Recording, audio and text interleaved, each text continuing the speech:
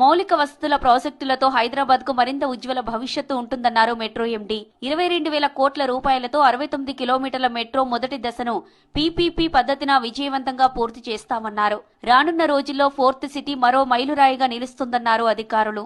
40 కిలోమీటర్లు ఈ ఫ్యూచర్ సిటీకి ఒక గ్రీన్ హైవే ఉండబోతా ఉంది.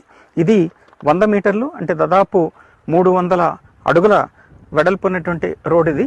ఆ రోడ్డు మధ్యలో 20 మీటర్స్ అంటే దాదాపుగా ఒక 66 అడుగులు ఇది మనకి మెట్రో కూడా ఉంటుంది. మధ్యలో రెండు వైపులా 3 లేన్ 3 లేన్ల మెయిన్ హైవే ఉంటుంది, క్యారేజ్ వే.